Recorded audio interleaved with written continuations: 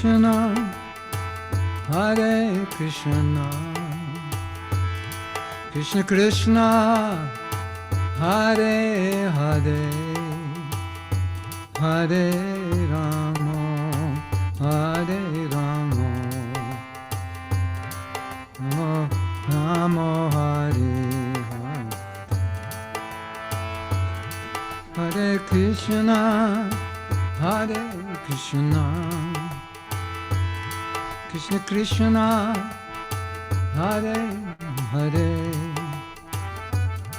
Hare Rama, Hare Rama,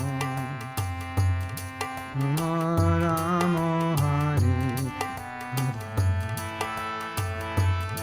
Hare, Hare Krishna, Hare Krishna, Krishna Krishna, Hare Hare, Hare Rama, Hare Rama, Rama Rama, Hare Hare,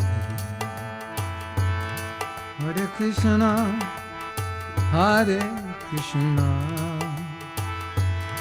Krishna Krishna, Hare Hare, Hare Rama, Hare Rama, Rama Rama, Hare Hare,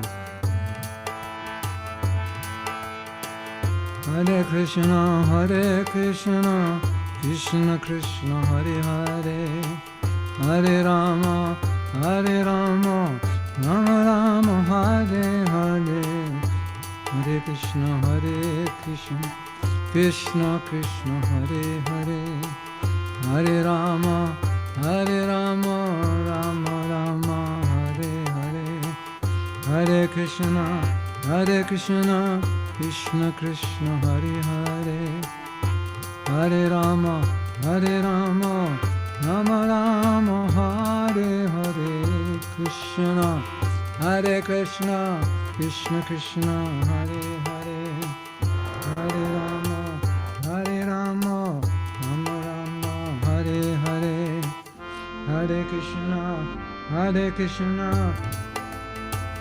Krishna Krishna, Hare Hare, Hare Rama, Hare Rama, Rama Rama, Hare Hare, Hare Krishna, Hare Krishna, Krishna Krishna, Hare Hare, Hare Rama, Hare Rama, Rama Rama, Hare Hare, Hare Krishna, Hare Krishna, Krishna Krishna, Hare Hare, Hare Rama, Hare Rama, Rama Rama, Hare Hare, Hare Krishna, Hare Krishna, Krishna Krishna, Hare Hare, Hare Rama, Hare Rama, Rama Rama, Hare Hare, Krishna, Hare Krishna, Krishna Krishna, Hare Hare, Hare Rama, Hare Rama, Rama Rama, Hare Hare, Hare Krishna, Hare Krishna, Krishna Krishna, Hare Hare, Hare Rama, Hare Rama, Rama Rama, Hare Hare, Hare Krishna, Hare Krishna, Krishna Krishna, Hare Hare, Hare Rama, Hare Rama, Rama Rama, Hare.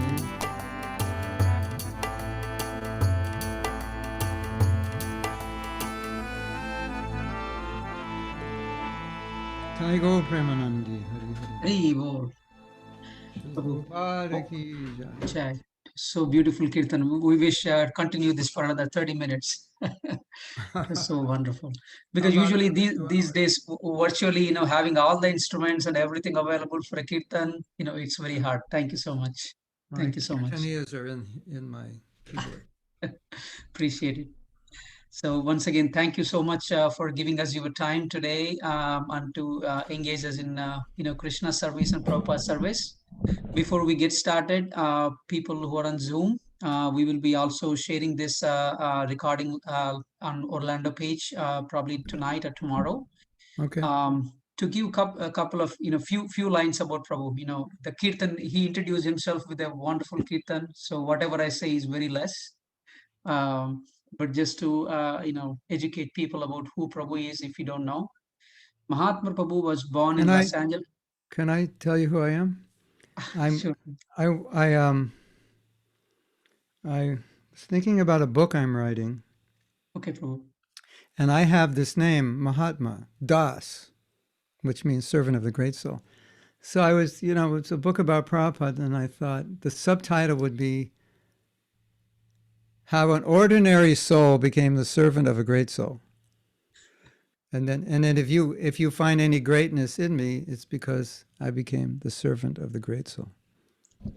But just a brief history. I can tell a better history than what's written there because Yes, Prabhuji, please go ahead. that was like official. But Please. I became a devotee as a student, and that was in 1969. And then I was initiated in 1970, first, and later on in 70, second initiation. And then right after my second initiation, I became a temple president. So I was just turned 20 and only a devotee 8 months. And subsequently, I did a lot of Sankirtan and was president 2 other times, actually 3 other times. And I've done most of the services that I was not qualified to do, but that was just what we did, what we were asked. And over the years, my heart was always into teaching, and so then I started developing workshops. I discovered that workshops were one of the best ways to inculcate knowledge more than just a little class here and there. So I developed lots of workshops, and now we're putting those workshops online. So we've developed 2 platforms, one for devotees and one for non-devotees. And the devotee platform is called Bhakti Support, bhaktisupport.org. And we have now 4 or 5 online courses, 2 in the pipeline. One of them, which you'll be happy to note, is a japa online course with about 20, 25 videos and exercises and something to use along with your japa. So that's basically what I've been doing, but I never felt qualified to do anything. I felt quite qualified to do nothing, basically. But Prabhupada asked us to do so much, so we did it. And I know that Prabhupada, whatever qualification I had, he gave it to me, and I know he's willing to give that qualification to all of us. So I think that maybe relates a little bit to the topic today. So I think so right now, that's been my main service: teaching, writing, books, articles, online courses, and counseling, coaching, and trying to initiate projects where I think there's a need in ISKCON, where there's some lack, and where devotees need help. So we've initiated a project for men struggling with sexual problems, and created a support group for that. I think the next there's a few projects we need. I think the next one we need is counseling, to create a counseling project for devotees to get help with issues, emotional, psychological issues. So this is I'm kind of going in directions where I see a lack, where there's less of a need, and my classes reflect that. So that's my story. And today I wanted to ask a question. What was the title? Was like Prabhupada Consciousness, being more conscious of Prabhupada. Was that the title? Is that the topic that you decided on? Yes, Prabhuji. The exact name is Increasing Prabhupada Consciousness. Yeah. And so when I looked at the title, I was thinking maybe I would like to ask you a question first. And maybe this would be the best way to address this class by dealing with your answers. What do you think? And you can you don't have to be right. I'm not looking for a right answer. I'm just looking for either personally how you feel or what you've observed. When we're talking about increasing Prabhupada consciousness, what do you think is getting in the way of increasing Prabhupada consciousness? And or do you see anything going on in your life, in the lives of other devotees, in the lives of ISKCON, that could be decreasing Prabhupada consciousness? Like we do something and somehow or other it seems like Prabhupada's consciousness is not central to that. So I thought that might be an interesting way of addressing this point. If you feel, well, in my life or the life of our temple or the life of ISKCON or the life of other devotees I see this mentality or this action or this way of looking at things is decreasing Prabhupada consciousness. Like you might say, well, I observe that maybe devotees, not everyone's reading Prabhupada's books. Well, that would obviously decrease Prabhupada consciousness. Or maybe they're not taking certain instructions to heart, or they're putting too much emphasis on something other than Prabhupada. So rather than me come up with them, I would rather you first come up with some, if you can. If you can't, then I can also throw into the list. But I'd be interested in your experience. I don't know if you've ever thought about this, so maybe I'm putting you on the spot. But, or maybe you have thought about it. Maybe it's on your mind a lot. So, any ideas? You can speak it or chat it. If anybody want to speak, please unmute yourself. Most of you guys are muted. Yeah. Hare Krishna, Prabhuji. Dandavat Hare Pranam. Krishna. So one of the challenges that comes to mind is our ego, just the refusal to accept a higher authority. So Yeah. that. Okay. Yes. And I could add to that the refusal to accept things that Prabhupada might say occasionally that are out of your comfort zone or out of your, I'll just say out of your comfort zone. Philosophically comfortable, culturally comfortable, morally comfortable, and so forth. I think along with that, one of the obstacles could also be, although this wasn't what you were indicating, but also one of the obstacles, well, it could be along with what you're saying, is the thinking that he's from a different culture and a different time in history and things have changed so much so that perhaps the current gurus and teachers are more relevant.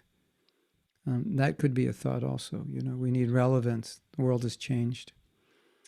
And we need people to interpret Prabhupada for the modern world, which doesn't mean we have to put Prabhupada in the background or the sideline, but it could happen. So this problem that you bring up was also a problem for us when Prabhupada was present, because he would occasionally say something that was just, okay, where do I put that in my head? I don't have a box for it. We need boxes in our head, isn't it? And when there's no box for it, what do? You don't know how to process it. So occasionally Prabhupada would make statements like that we didn't have a box for, and it would test our faith, for sure. We printed the Chaitanya Charitamritas, and then in order to afford to print them, we had to go out and distribute them. So just whatever volume was being printed, it would go to the temple. So, you'd get the first Antya 1, Adi 1, 2, 3, then Madhya, and then, then all of a sudden you're distributing Antya 3, or how many they printed. I think they had Antya 3 in those days. And it didn't make any sense to us. And Prabhupada said, and they asked Prabhupada, are we supposed to distribute these books to non-devotees? They seem like they're just for us. He said, yes, they will get Lord Chaitanya's mercy by taking the book. So that was a little bit like, okay, this doesn't seem like our experience on Sankirtan, that they're going to read this book or get anything out of it, or it's going to make sense. And Prabhupada saying, no, they'll get Mahaprabhu's mercy, just give them the books.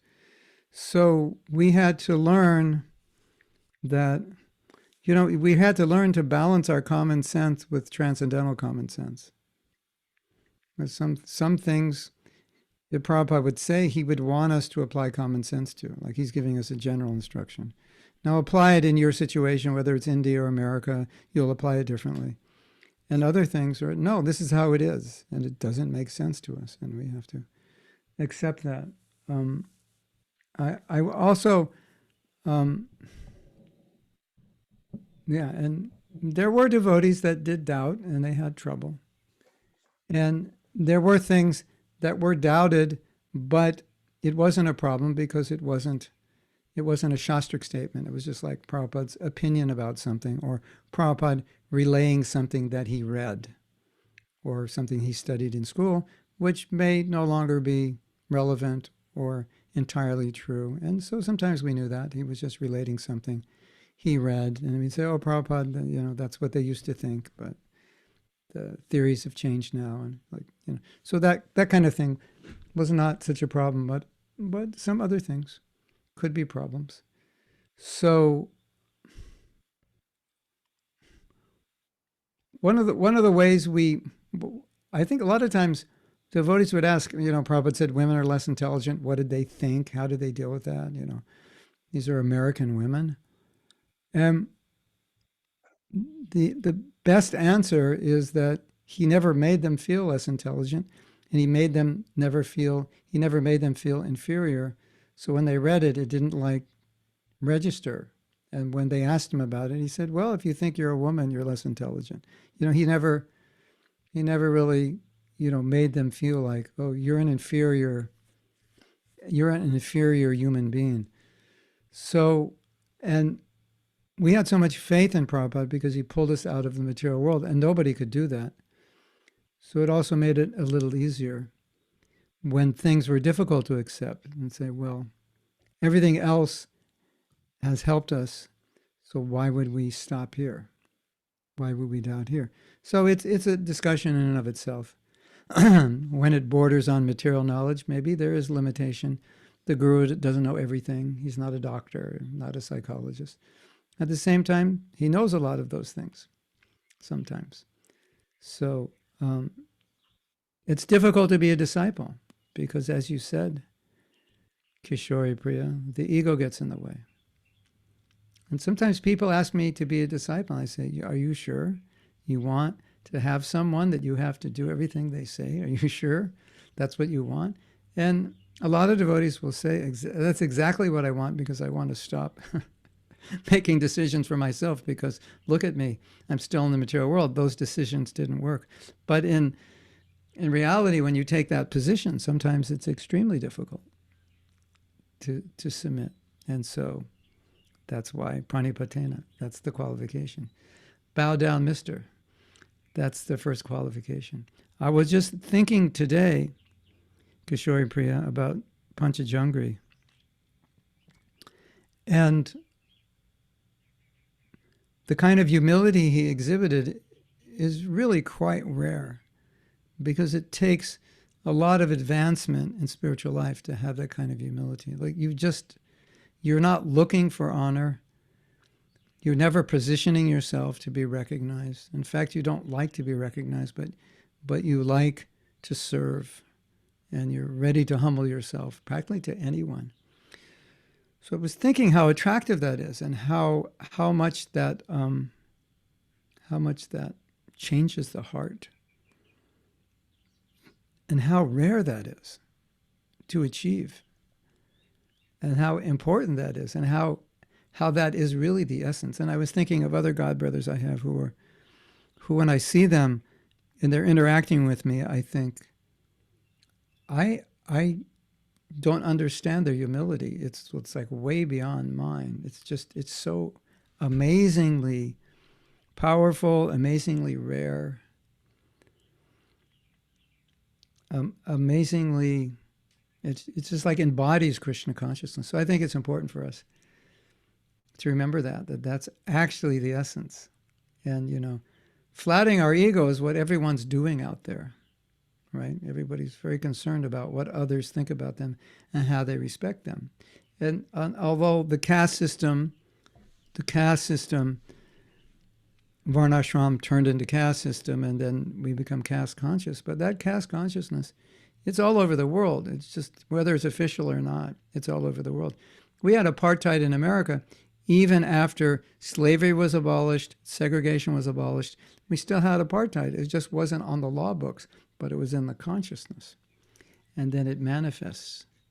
So we have caste consciousness like anything in America. Or being Indians in America, you must feel somewhat that people, they don't deal with you all the time. as like a white American, isn't it? So, the more Indians come over a longer period of time, the less that will be. But that was true for Catholics. It was true for Jews when they first came. Every, minority comes. What to speak if they think you're a Muslim, then that's like even worse. So the the humility of a Vaishnava, where there's no discrimination, no prejudice, there's respect for everyone. Wow. That's it. That's what we want. What to speak of respect and surrender to our Guru. So I want to take this question also further, that Prabhupada, some people may think, well, maybe he's outdated in some ways. The culture that he grew up in is much different than the culture that we're growing up in. And our tradition is a tradition of bhasya. There's always commentaries being written because society changes. I think one reason bhasya is needed, not only because of cultural changes, it seems to me people's intelligence, they're less able to understand the original author. So then there's commentaries. And even sometimes the authors make commentaries on their own books to make sure everyone understands. And so, of course, Prabhupada said, you can't understand Bhaktisiddhanta, you will understand him through me. He was telling us that as young devotees. And sometimes people do not understand Prabhupada well, and we need to write to explain it so that they can eventually understand. So that's not a fault, it's just a reality. But it doesn't mean that when they're purified, they won't understand. Maybe initially. As Indians, you have an easier time. You already kind of understand the philosophy. But as Americans, a lot of times they'll open the book and it's just they don't understand. So we need to explain it. And it's just a reality. That's traditional. Disciples are always explaining and translating. Like, what does it mean women are less intelligent? A modern woman, that's seen as offensive to her. And we have to explain, no, he's saying that so that you'll be protected, that you won't be misled by men who want to exploit you, that you think love you. And so when we explain it in the context, then I think, okay, then it makes more sense. So yeah, what we're seeing now is because the culture Prabhupada comes from understood so much of this, it didn't need to be explained. People just, you live in that culture, so you understand what it means. Girls getting married at 12, 13, that's like, you can't do that in the world today. That's, what do they call that? Slavery or child marriage, but it's like slavery kind of, They have so many politically incorrect names for that. But when you understand it in the context of the culture which it came from and how it worked then it's like, okay, it doesn't work today. Prabhupada didn't enforce it. But he talks about it in his books.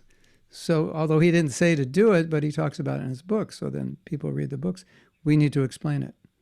So that's okay. And that's our service to Prabhupada. So we're not keeping him out of the center by explaining him, but we're making him accessible to people. Did you want to say something else, Kishori, Priya, about that? Any nuances or specific ways in which you think that the ego gets in the way? I think it's basically, I was thinking the same as what you said, that it's very difficult to be submissive in today's world. Just because we live a parallel life, our material life, where we have to showcase our intellect, and now we are on the other side where we have to suppress our intellect, and that actually is a conflicting. And this is a struggle that devotees. Yeah. I wouldn't say. I think the problem is. It's like, let's say you're very wealthy, right? So you don't go around with gold chains, showing everybody off and drive a Rolls Royce or something. But you are wealthy and you can't deny that. It's just a fact, right? But you don't go around showcasing it and you don't feel that you're better because you are. So I think that's where humility is the great neutralizer, that I may have graduated from Harvard, as the top student in my class. But does that make me a better human being or a better devotee? No. It just objectively, it means I was the best in the class. Now, how we process that, that's where the trouble comes, right? So, okay. So let's say I wasn't, I never went to Harvard. And even if I did, I doubt that I would be the best in the class. But let's say I were. And the way I would process that is Krishna in this life has given me the intelligence to be able to do that, and or the determination to be able to do that. And it's not mine.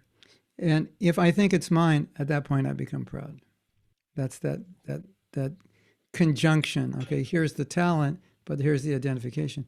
I don't identify it. It's all going this, it's his. And now can I use that? So I write a book, becomes a bestseller, whatever. And do I change? Am I now mistreating people because I'm famous and even more wealthy, sold $1 million? So there's another $1 million or $2 in the bank, $1 or $2 million in the bank now. So, now I can live in the best neighborhood in my city in one of the best homes. No problem. Do I feel better? You might. Most people would. But are you actually better? No. You're the same. So if you're a devotee, that doesn't affect you. So it's a balance of being able to acknowledge, yes, I did sell $1 million, but I don't. And yes, I was gifted with some intelligence that enabled me to be the best in my class at Harvard, but it doesn't mean that I'm better. That's the hard point. There was a Christian, I think it was a Christian who wrote a book on humility, and he said, the people with the best qualities have the hardest time being humble. Because objectively, they are better. I was talking to the devotees the other day, and I was saying, is it better to eat meat or not eat meat? So I would say, of course, it's better not to. Does it make you a better person if you don't, than everyone else if you don't eat meat? In one sense, yes, but in another sense, not that I'm better. It's just I'm doing better. I'm doing something which is better. Does that make me better? So the devotee, he doesn't take I'm doing something better to his ego that I am better. But what I'm doing is better. Yeah, objectively we can say that's better not to eat meat, and I'm not eating it. So I'm acting in a better way. Does that make me better? But the ego, the humility of a devotee is no. I respect everyone.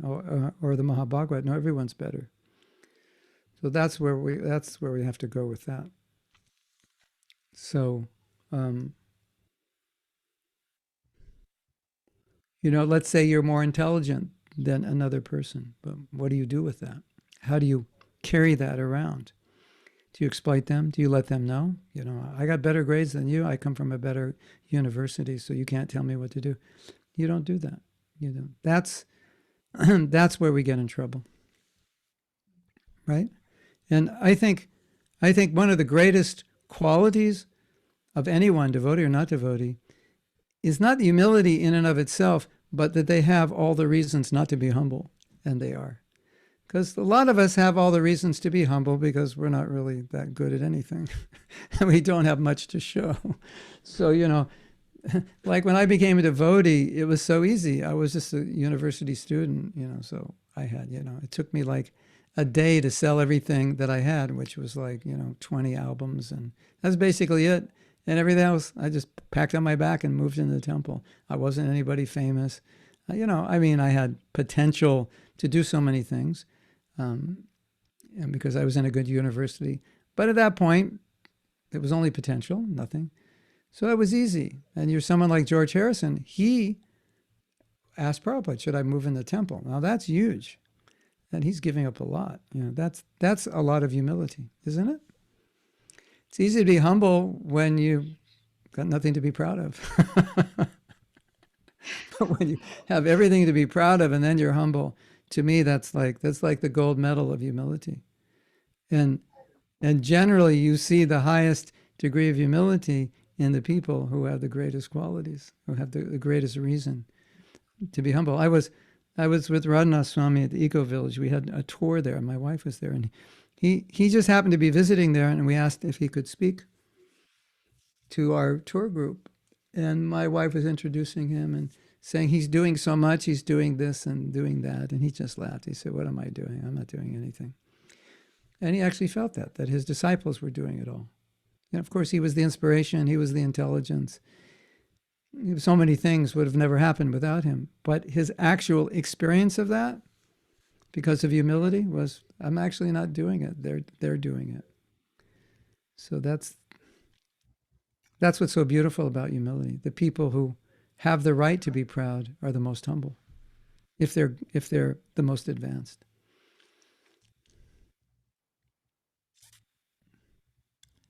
Okay. And it is a sign of advancement too. The more, in our neophyte condition, we're just proud of nothing. Yeah. But, Chaitanya Mahaprabhu goes begging for, please bless me with love, right? So, he's the embodiment of love, and he is asking for mercy from others. So. Well,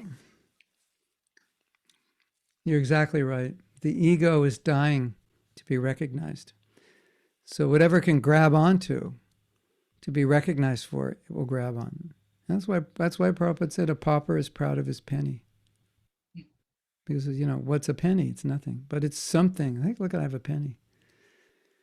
So it's very childlike. Children are like that. They do something. Look what I did. They need recognition just to feel good about themselves. But the ego is kind of relentless in its effort to get recognition and honor. And that's why when someone doesn't want it, that's a huge sign of spiritual advancement. Whether they deserve it or not is not even so much the question, but generally they deserve to be honored, but still they don't look for it. Srila Bhaktisiddhanta, when he would meet his disciples, they would pay dandavats, and he would say, "Dasosmi, I am your servant." He was asked, "How many disciples do you have?" He said, 4, 2 hands and 2 legs. And he said, "My hands and legs will do whatever I ask. They're servants. But I have no disciples because I'm servant. I'm servant of my disciples, so I don't see them as my disciples, like my servants." That and really, that's the only way we can be leaders. We can't have a mentality that in any way I own or possess or control anybody, but I'm only the servant. And Srila Bhaktisiddhanta said, the problem is when you get recognition, when you get position, when you get power, it's hard to remain in that mood that I'm servant, because now you think, well, I'm great. Look at what's going on by my Shakti, by my power. So much is happening. But he said for a pure devotee, there's nothing in this world that can shake him from his realization or his reality that I'm a servant of Krishna. Nothing shakes that. 1 million followers praising him, millions of dollars thrown at his feet, every facility in the world, and he's always thinking, but I'm just a humble servant. So that's a really beautiful thought to meditate on, because for us, it's not like that. Little things can shake our ego, right? Wow, look what I did. I'm so good. And then it gets worse when you're looking for recognition. What if you don't get it? You get frustrated. Why didn't you, Shori Pri, why didn't you tell me this was such a great kirtan, But so why am I doing the kirtan? To get your praise? Is that why I did it? Then we just mess up the whole thing. And as you know, the material world just operates that way. So everyone operates that way, so that's just normal. So it doesn't really disrupt anything, because that's just, Go on American Idol. Why do you go on American Idol or what, any of those shows? Because you want to show your stuff. You want to make it, right? Amongst other things. But that's a big factor in it. And that's exactly not where a devotee is at all. He's not into showing off. So that's really important for us, especially if you're going to be a leader. Because, as I was saying, in the material world, it kind of as long as you keep it contained, Donald Trump went a little over the top. So a lot of people didn't like that. He was like too straightforward and, too much, a little too much about himself. But if he just toned it down a little bit, then people probably would have been okay, right? Because we're used to that. That's kind of normal. But when you bring that into devotional service, it's not normal. It's a contamination. It really messes things up much more than it does in the material world. So we have to be careful. And because we have to be examples. So if we become proud, it's a bad example. It's almost like an example that Krishna consciousness doesn't work. Isn't it? Yeah. So anyway, by Prabhupada's mercy, we can do it. Don't give up.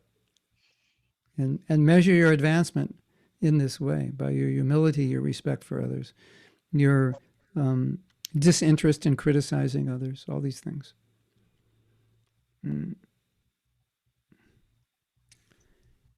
Yes. So does anyone else have another way that you think Prabhupada consciousness in some way is being minimized or sidelined?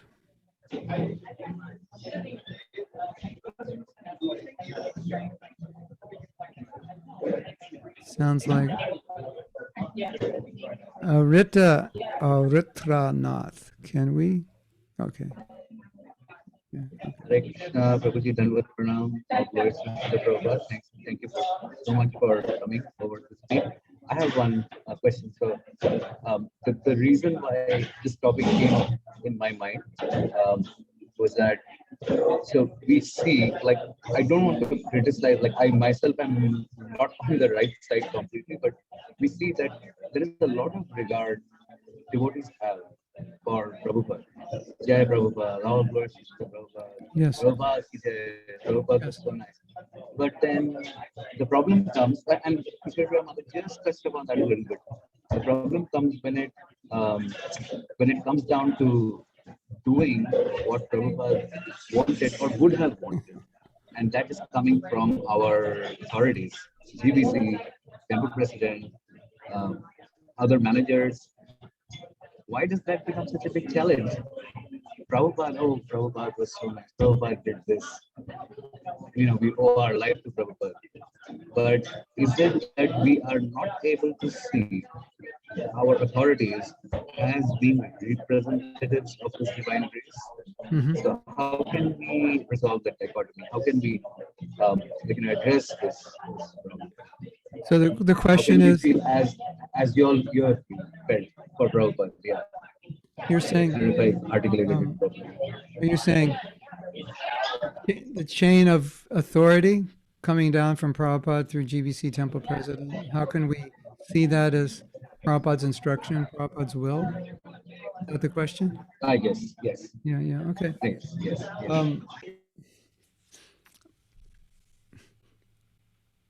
Before I answer that from your perspective, I want to answer it from the leadership perspective, that if you are a leader or you ever become a leader, you can make it easier for people to follow you by being an example of Prabhupada's teaching and being personal and kind and respectful and affectionate. And, well, maybe this partially answers the question. If we don't represent Prabhupada well, or we perhaps maybe we have really bad sadhana, or maybe we're preaching something that's kind of like, well, I don't know if that's actually true, or we're not as kind or compassionate as we really need to be as a leader, that's going to make it difficult for devotees to see you as a representative of Prabhupada, because they need to see that. So if you're ever in that position, just try to understand that's extremely important, because the more you represent Prabhupada in your life, in your teaching, the easier it is for people, and the more natural it is for people to follow you. So sometimes, if a leader is weak in some area of his bhakti, people start doubting him. And then if they doubt him, even if he's teaching what Prabhupada's teaching, they may doubt that he actually understands it. Or it's hard for them to follow because he's not following it. But to go to your question just as without without that discussion. That's for you when you become a leader. And that's also just for all of us to understand.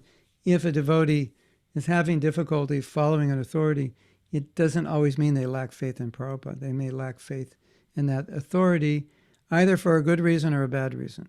But I'm just addressing, we don't want to give them good reasons to, if we're authorities, we don't want to give anybody a good reason to doubt us, or a good reason to find it difficult to serve under us. So now, the way Prabhupada structured ISKCON was that it was a little bit like military command, that in order for things to be organized, there had to be some kind of chain of command. And when a devotee had trouble with the leader, it could be discussed with the leader, it could be discussed with the GBC, sometimes discussed with Prabhupada. But while it was being discussed, he wanted us to cooperate. He wanted us to keep everything intact, chain of command intact, to create stability. So Prabhupada was aware that some leaders maybe weren't qualified, or as qualified as he would have liked them to be, and that it was difficult sometimes, not because of the devotee, but because of the disqualification of the leader, that it made it difficult for the devotees to follow. So in that interim period where they're trying to work it out, he still insisted, well, this is how it goes. This is what we have to follow. This is, the GBC said this. Maybe I disagree with it. Okay, you can disagree. You can take that up with them, write a letter to the ECs. I don't think this resolution is correct for these reasons. But while the resolution is in place, then we have to follow that. While this person is the temple president, then we have to follow him. Or you have to find another temple or another temple president that you can work with. That's the way Prabhupada wanted it. Now, having said that, there are unique situations, one of which came up in one of our temples where the temple president, he may have been GBC also, was breaking principles while living in the temple. He and his wife were breaking principles, meat eating. She was actually eating meat.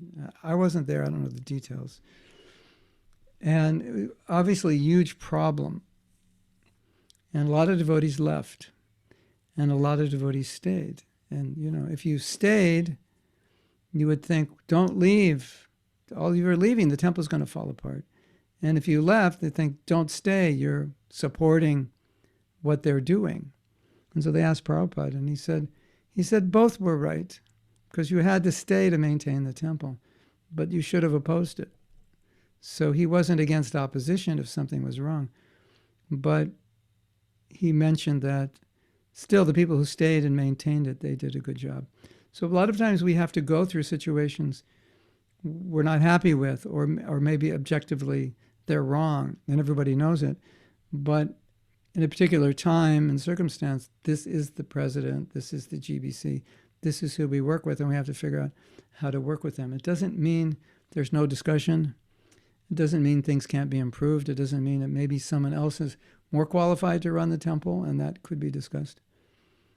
But everything is done, I think the most important thing that I see, everything is done respectfully, according to etiquette, not just, I was going to say Vaishnava etiquette, but first I said according to etiquette, because sometimes we may not even act properly. What to speak of Vaishnava etiquette, isn't it? You've seen that sometimes. Just the dealings are, they can be very disrespectful. So we, working problems out with proper etiquette, proper Vaishnava etiquette, respect, and that's extremely important, because there are always going to be problems. You may get a new president, he may be great, but then 3 years later, he's got to move, or he gets a new job, and he doesn't have time, and then we need a new president, and then we have to find someone, but maybe it's not the best person, and things aren't going so well, and well, this is just natural. We're going to have to work it out. Vaishnava etiquette, that's really important. I don't know if that answers your question, if that's what you were asking. Yes. We, let's say you're a member of the GBC, and so they have a resolution, they vote on it, Now, let's say you voted against it, but the majority voted for it. So you have to follow that, even if you disagree. Now, you could bring it up again at a later time, or propose to amend it, or propose another resolution that might be better than that. But while that resolution's intact, it's like a team agreement, We're playing football. This is, when they all huddle, they're just making a strategy, a plan. You go here, you do this. So you just do it. You can't say, I'm not going to do that. That's a stupid plan. No, you just do it. That's what's agreed upon. The quarterback, he decides this is the way we want to do it. So that's how Prabhupada wanted us to do it. And he really wanted us to be able to navigate the problems between ourselves, but we did a really bad job of it. We often did a bad job of it, but that's what he wanted. So when he said, here's the chain of authority, he didn't mean the authorities were like autocratic. He didn't mean it that way. He meant that all of you together will work things out as necessary in a gentlemanly way, in a Krishna conscious, in a humble way. That's what he was hoping, but we weren't always doing that, unfortunately. So it sounds a bit autocratic. Here's just the chain of command.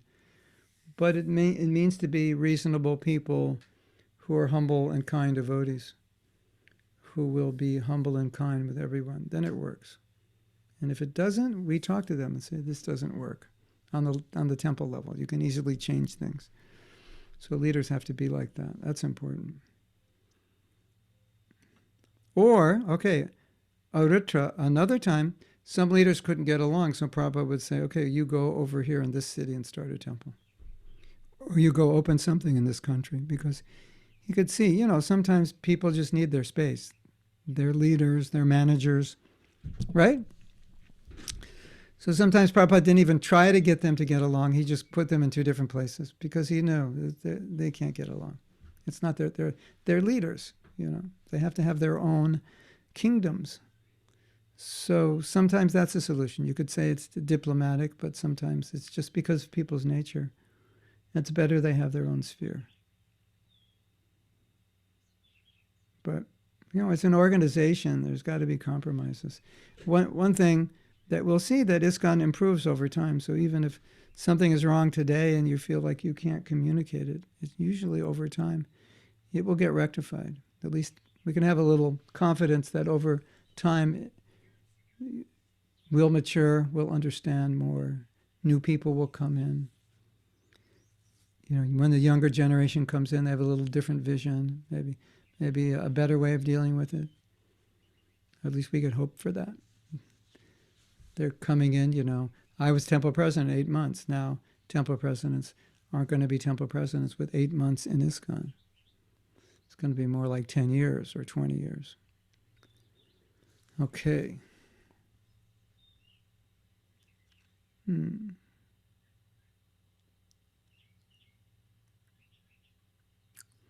I think one of the key issues in this discussion about Prabhupada's position is that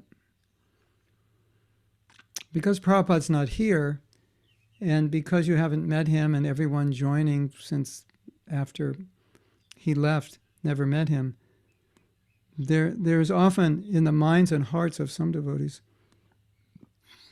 a problem with relating to Prabhupada as their guru, as their param guru. And I think one thing's important, which we could also state in relation to Panchajangri. Now, Panchajangri has left. And I had this dream that I was in Mayapur and he was there. Like the night he left, I had a dream. I was in Mayapur. And I said, oh, you're back. And we were embracing. He was just smiling. And then I said, then I read when I woke up in the morning, it said that he had left. So like that night that I had the dream that he was there, he left. So I was thinking, well, maybe it means he's living in the Dham always. And, whenever you talk about he left, it's quite depressing. But when you talk about, well, he lives eternally in Mayapur, that's his seva, then it's like, oh, we can feel that. You can see the deities, you think of him. So much influence there. So if we talk about Prabhupada in terms of he left in November of 1977, then there's a lot of lamentation. Oh, I never met him. I could have met him. Or I wish I were older. Or he came, he was in Delhi when I was 7. Why didn't my parents take me there? Or whatever, I was with a devotee in South Africa, and Prabhupada came. I think he was like 13 or something. And, he didn't live that far from where Prabhupada was. And he's like, why didn't I go there? But I was talking about this with some devotees, yesterday, and I was saying that a lot of devotees think, if I could just met Prabhupada, and it would have been I'd be so much better, and you all got to see Prabhupada, and you're so fortunate. And I said, yeah, but you're doing better than most of Prabhupada's disciples. You're actually doing better in Krishna consciousness than most of Prabhupada's disciples. So having met him, how are you doing better? They met him, but where are they in their relationship with him now? So that was, 45 years or whatever, 47 years ago, or how many years ago they met him. So I think it's really important to think like that. Don't talk in terms of he left. Talk in terms of he's alive, and as much alive in your life as you allow him to be, in your heart, as much alive in your heart as you allow him to be, and he will guide you, he will instruct you. And so part of this problem of increasing Prabhupada consciousness can be due to the terminology we use, that Prabhupada left. Because when you say he left, then there's that whole line of thinking, I never met him, I wish I could have seen him, if I just could. I'm such a mess now, but if I would have met him, then I would be like you Prabhupada disciples. Well, where are like 4,000 or 5,000 of them, or how many, few thousand that maybe aren't doing so well. So you don't want to be like them, right? And yes, if you met him, there's a good chance you'd be doing amazing, but there's a good chance you wouldn't, right? So that line of thinking works against this, but the line of thinking of Prabhupada is present. And he can be present in your life, he can talk to you, he can guide you, he can bless you.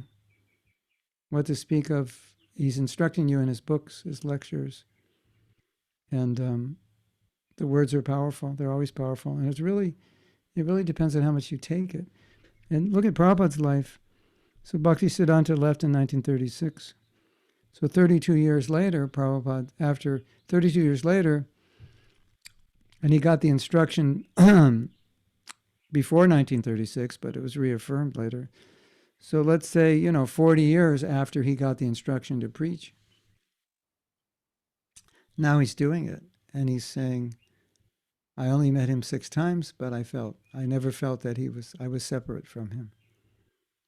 So I think that's super important. And when we all feel that way, then Prabhupada is in the center because he's in our hearts, right? And so naturally, you know what I find really encouraging?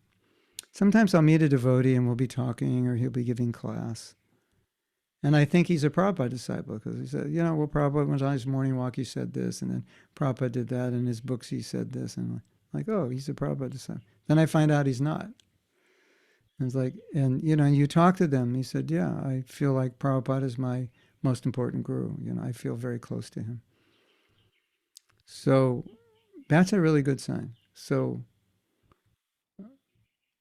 I think this one little thing, that Prabhupada is still alive, is the best answer to this increasing Prabhupada's consciousness. If we all think like that, and don't use past tense.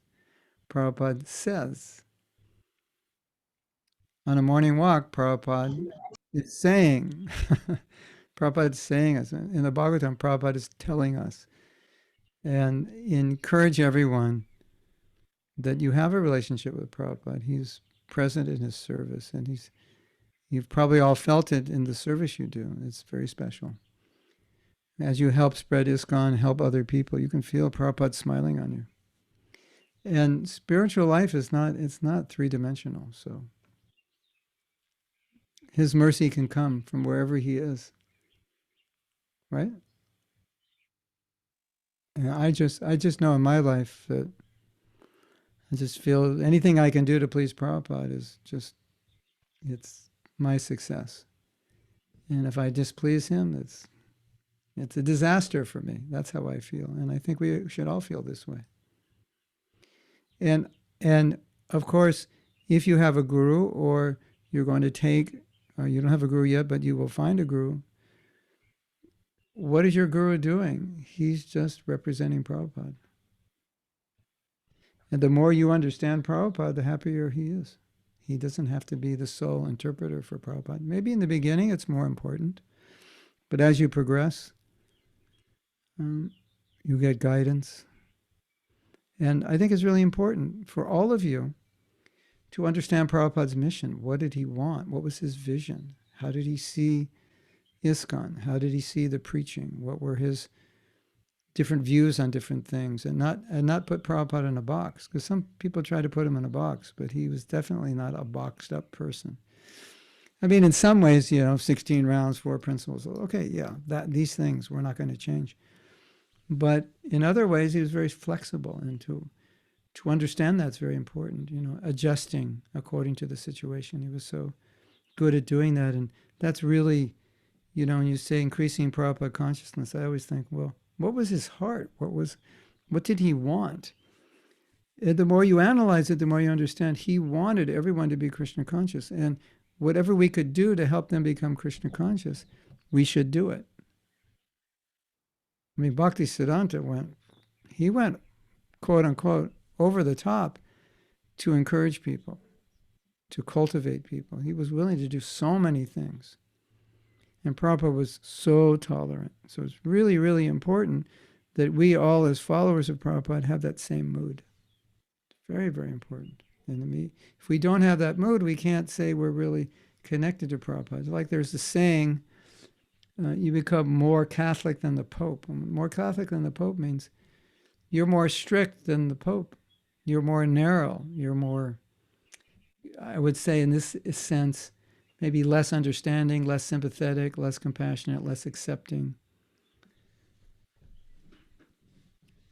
And so you've gone overboard. And so we don't want to do that.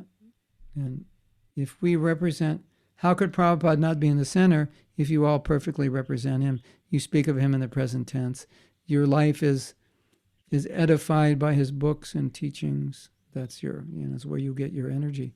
Then naturally, you will emanate Prabhupada consciousness automatically without trying, because that's where you live in your own life.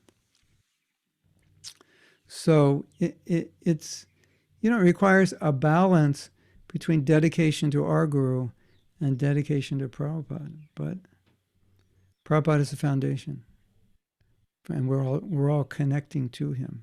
He's the well, samsara dava, he's the cloud. And so whatever we have, just coming from him. An average soul can become a great soul by serving the great souls.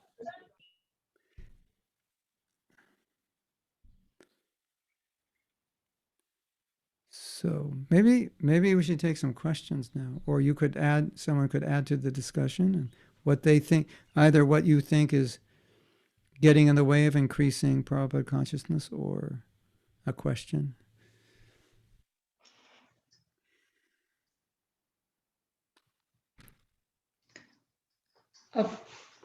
So I was just reflecting on what you just spoke about, understanding Prabhupada's mood. Maybe one. Just one. That was my wife. So sorry. Okay. I was reflecting on and kind of thinking about what you were saying on understanding Prabhupada's mood. Yes. And I've heard, actually it was His Grace Madhvanand Prabhu once say that when we go to a dham, we really need to understand the mood of the Acharya to kind of imbibe the true spirit of the dham. Mm-hmm. So how can we best imbibe that, understand the mood of Srila Prabhupada? For example, when we are sitting in his house in Vrindavan, or when we are in Mayapur, how do we really understand that mood other than what we've heard from his disciples? Or, kind of like, how do we capture that? Mm-hmm. I don't think you have to be in Vrindavan to capture it. Capture it more there.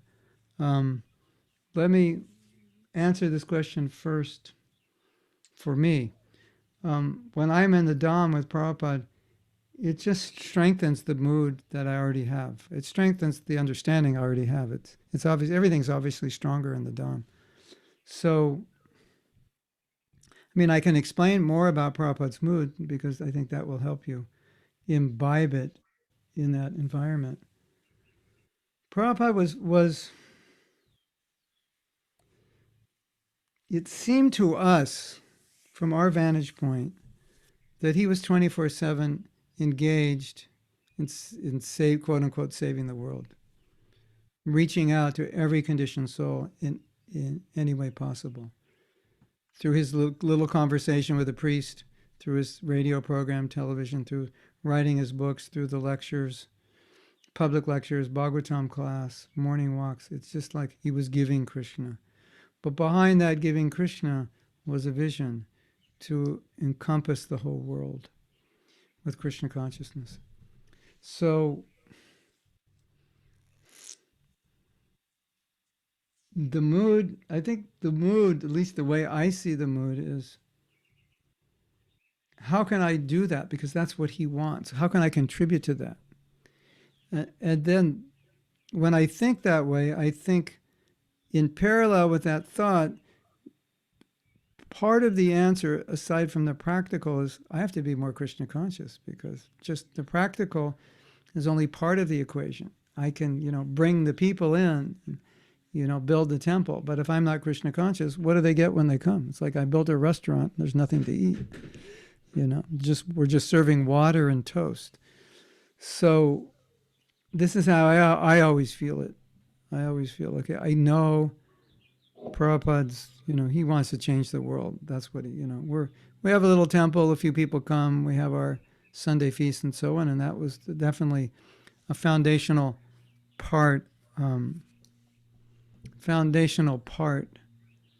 of the program. But Prabhupada, simultaneously, his vision was, how do we reach the top?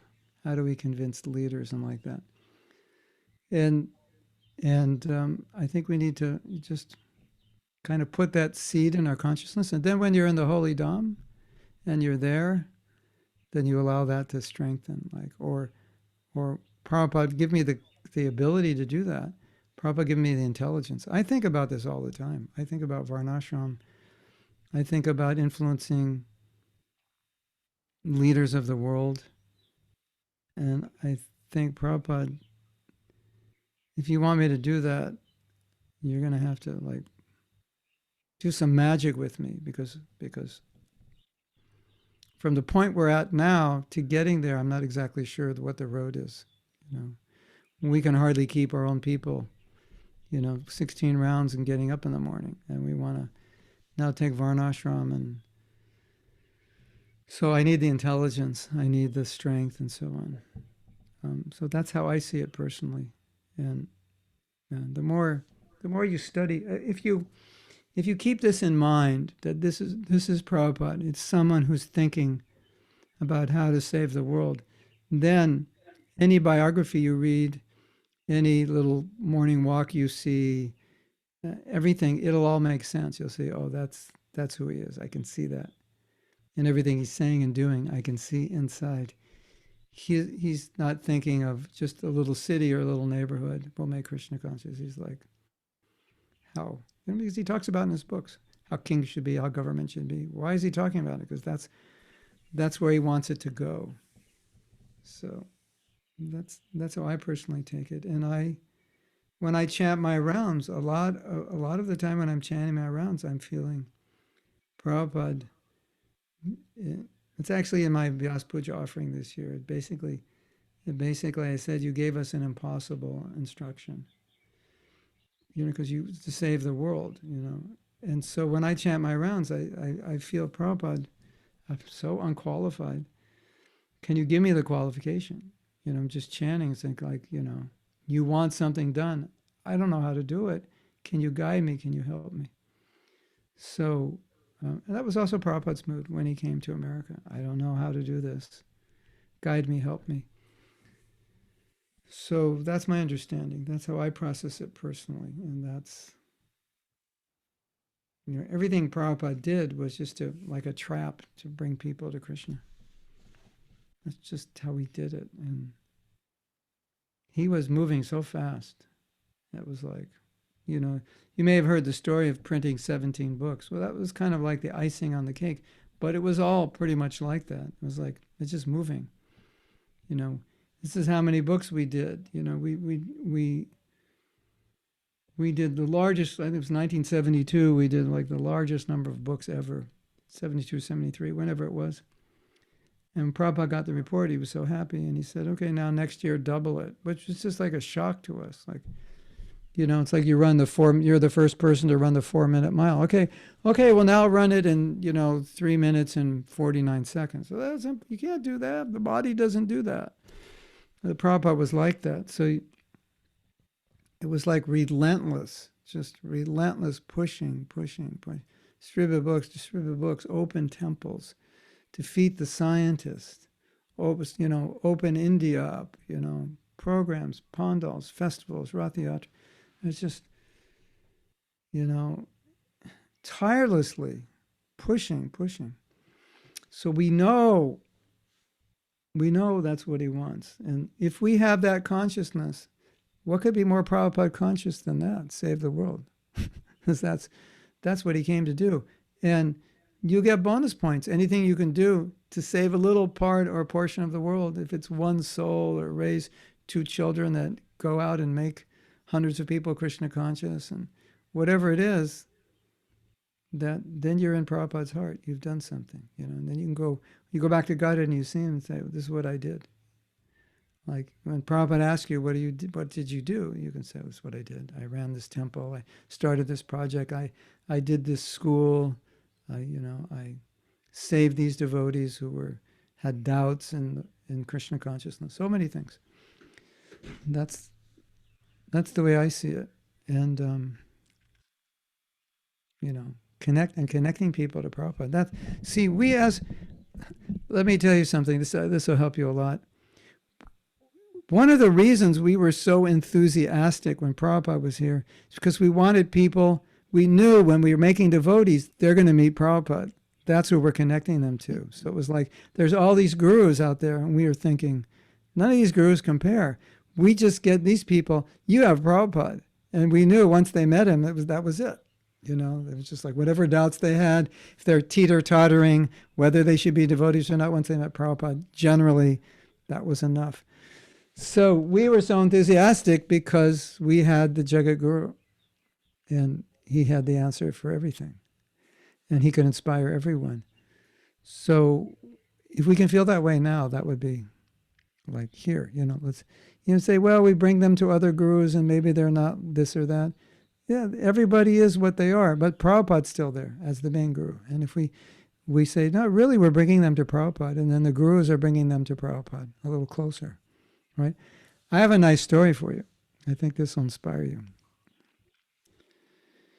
In 1982, one of the ISKCON gurus was having trouble, and he went to Prabhupada's godbrother, Sridhar Maharaj, and Sridhar Maharaj helped him. And ISKCON saw a problem there that an ISKCON guru has now become attached to a guru, a leader outside of ISKCON. And that's always been like troublesome for ISKCON, organizationally. Because that means, well, so many devotees will go there, and maybe what they hear will not be supportive of what the movement's doing. There was validity to it, but probably lots of overreaction and not the maturity to deal with it. So they told this leader and said, you have to give up your connection with this person. He said, well, he helped me. I was having trouble, and he helped me, and he's my 6-year guru. I said, no, if you're going to stay in ISKCON, you can't do that. And he said, well, if you're going to force me to give up my 6-year guru, then I'm going to leave. And he had disciples. So now he's telling his disciples, I'm leaving, you can come with me. And ISKCON is telling the disciples, you should stay in ISKCON. So lots of them left. I was in charge of one of his temples, and I was in India. When I came back, there were no devotees in the temple. They all had gone with him. Yeah. So I think 80 devotees left England to join him. You imagine, maybe 40 from the manor. You imagine just 40 devotees who lived in the temple or around the temple just left. It was a disaster. So one of our godbrothers was preaching to his disciples that this devotee, he's now, I don't know exactly what he said, but it wasn't using kind words. And he said, you should not go with him. Basically, like he's become a rascal or something like that. And then that guru confronted that devotee and said, I heard you're speaking against me and you're telling my disciples not to go with me. And he said, yes, that's true. He said, why are you doing that? And he said, because I made these people devotees and you initiated them, but I didn't make them for you. I made them for Prabhupada. And they're Prabhupada's, and I'm not going to let them go with you because you're leaving ISKCON. And that guru broke down and cried, and he said, you're right, and he hugged him because he realized that that's the truth. These devotees are Prabhupada's. Everyone who's coming to ISKCON, they're Prabhupada's. They're not owned by the guru. And if that guru leaves ISKCON, they're not his property. Yeah, they're ISKCON. Stamped, you are ISKCON property. You're Prabhupada's. You are Prabhupada's property. Of course, some of the disciples will go. You can't stop that. I don't think it's, wise to try to stop them in any kind of aggressive way. It's just what happens is going to happen. But that's the real view. They're Prabhupada disciples, and that's who they were made for, that's who they came for, and that's who they should stay with. So I hope that helps. It's a beautiful story, isn't it? Yes, thank you. Yeah. So, that's how we should all feel. Everyone coming to our temples, ultimately, here's Prabhupada. He's the Jagat Guru. He's the main one. Now there are other gurus. That's okay. Don't worry about those other gurus yet. You just worry about Prabhupada now. The other gurus you will meet gradually, and you'll hear from them. And that guru who inspires you most in Prabhupada consciousness, then that's your guru. How do I know who my guru is? Find the one that inspires you in your relationship with Prabhupada, and the one you feel represents his mood, his teachings. You understand his teachings better by hearing from this guru. Then, yeah, that's your guru. So if we do that, I think automatically Prabhupada consciousness is it'll be there. And so, as I said, the answer to your question is you have to be Prabhupada conscious. Then everyone will be Prabhupada conscious, right? But it's a beautiful thought. We have Prabhupada. We have the general. That's why we want to bring everyone to ISKCON, because we have him. And you may know people who go outside of ISKCON and they learn Krishna consciousness, and some are doing well, some are not doing so well. But there's certain things they don't learn that Prabhupada taught, a certain mood they don't have. And I just feel like it's a bit unfortunate if they don't get that mood. They may get it outside. They may get most of it. Some of it they may not get. But if there's anything that they're not getting of Prabhupada's mood, and it's just unfortunate. And a lot of them they don't get it because it's not emphasized. It's not Prabhupada's movement, so it's not emphasized. So what do we do now?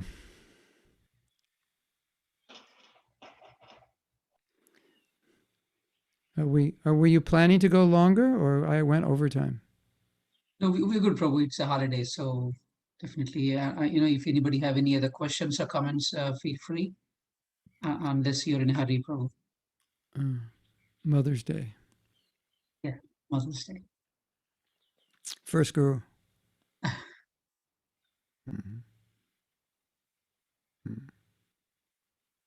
Okay. Maybe that's it, Prabhu. Thank you so much, for a very unique way of engaging every one of them to think. Usually the class is okay, somebody's speaking, we try to get in things, but you're provoking us to keep thinking and come up with ideas. Very wonderful. Yeah, it's an important topic.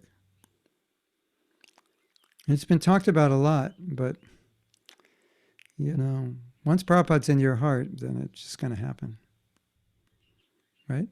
Yes. Okay, Prabhupada Thank you is so much. alive.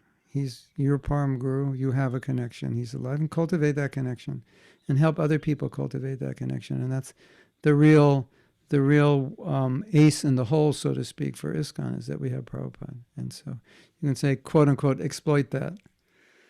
Get him in front of everybody, and especially for Indians, it's very easy.